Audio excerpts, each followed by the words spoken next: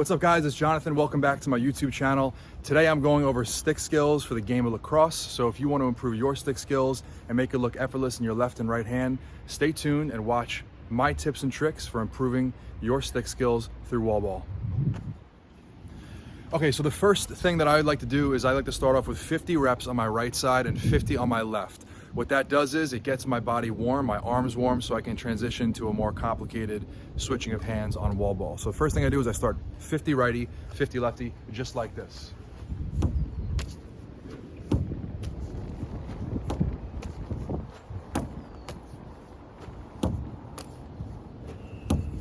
After you're 50, you go right to your left.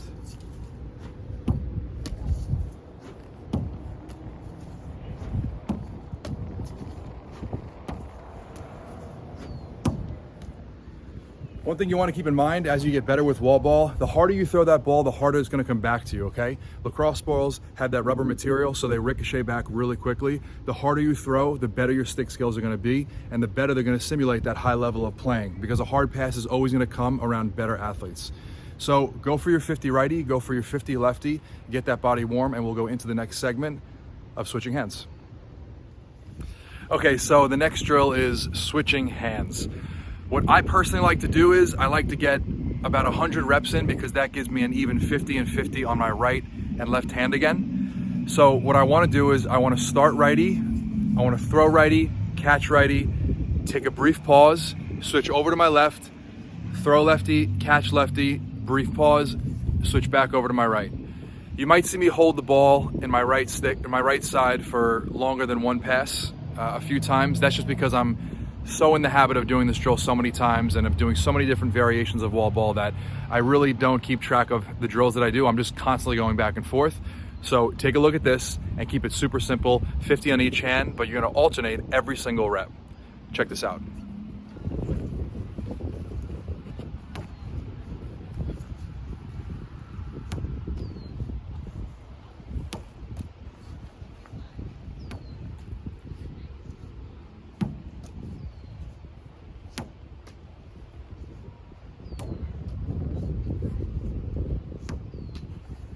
Okay, pretty simple, right?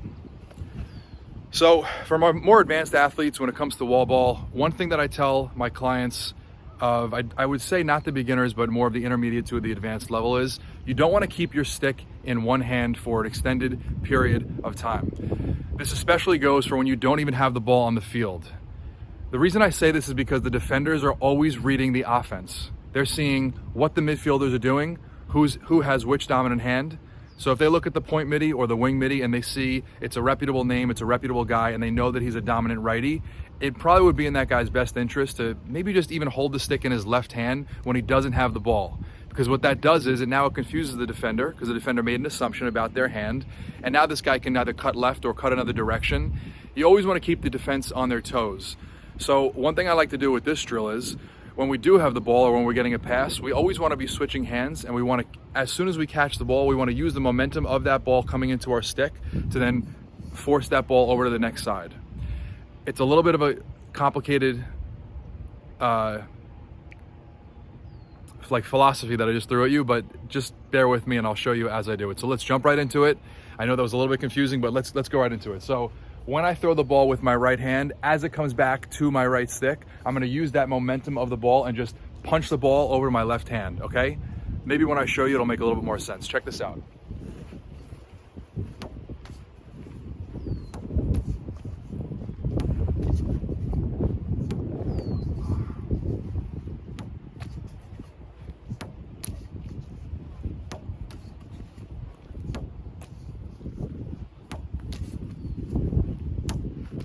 Okay, there's a million reasons for this. I just explained one of them, particularly when we don't have the ball, why it's important to always switch our hands. But when we get a pass from our teammate, it's really important that we give ourselves opportunities to cut down a lane, cut to the backside of a defender, or just cut to an alley that's open. And we don't always want to do that with our dominant hand.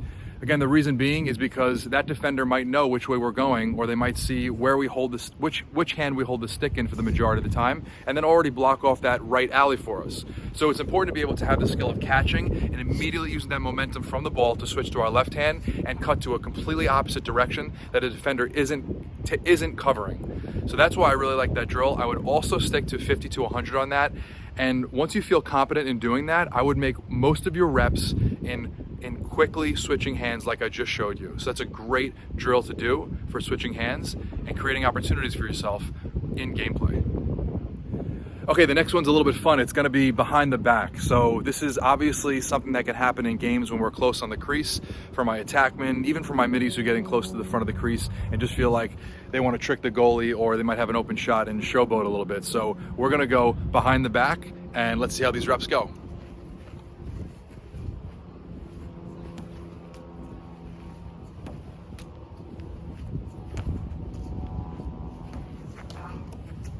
So my behind the back is not my bread and butter, but that's exactly what it's gonna look like. One thing you wanna do with behind the back is you're gonna start on your right side. Let me turn around for you. You're gonna start on your right side and this stick whips around. We're gonna bring this from here. We're gonna throw it and we're gonna smack our backside bicep. So not the bicep that's against the wall, the bicep that's towards the field. And we're gonna bring the stick here, we're gonna bring it around and we're gonna smack it into our bicep. Okay?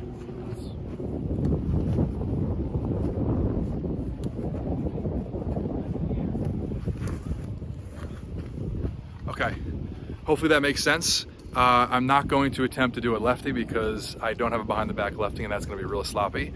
But that's exactly what it's gonna look like. So the bicep that is not closest to the wall is gonna get hit by the shaft, and then the ball is going to come out of the stick once it makes impact and have a nice straight line straight to the wall and come right back to you. Okay, next is called around the world. So we are doing, it's kind of like a behind the back, but it's the opposite way. So watch this. So I have one bicep towards the wall and I have one bicep towards the field. What I'm gonna do is I'm actually going to turn my chest to the wall, and instead of going back this way like I did when my shoulders were sideways, I'm gonna face the wall, I'm gonna bring the stick this way, and I'm gonna smack it against this bicep. So I'm gonna come here, stick is in my right hand, I'm gonna turn to the left.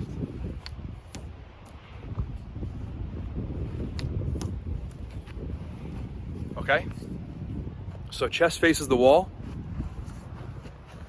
stick is in my right hand, I'm turning to my left, my stick comes around and it hits my left bicep to get a perfect pass to the wall.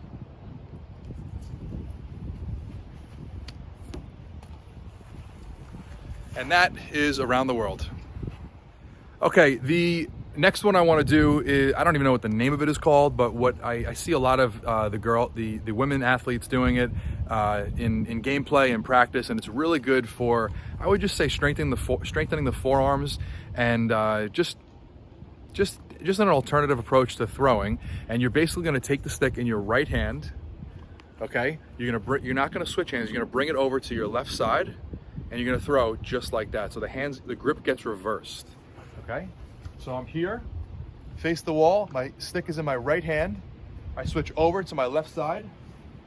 So now my right hand is still on top, and I throw like that.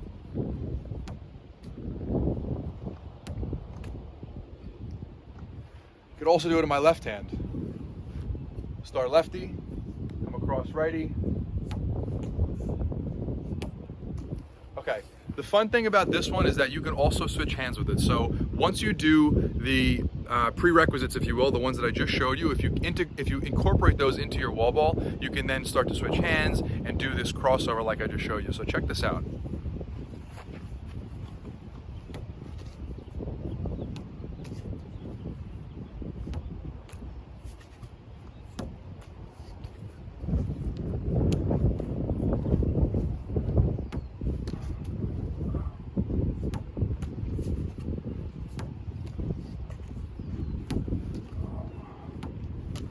Okay, notice how when the ball comes to the left side of my body when I'm throwing righty, I don't necessarily switch hands. So what I mean by that is if I'm throwing this ball righty, throwing righty, and the ball happens to come back to my left side, the easy thing to do is, and what I most of the time do is, I'll either come to my right side with keeping the stick in my right hand, and I'll bring it back over to my right, Or I can anticipate, I can bring the ball, if the ball's coming here, I'm gonna move my body over so the ball's at the midline of my body, and I'm gonna catch and switch hands real quick like that.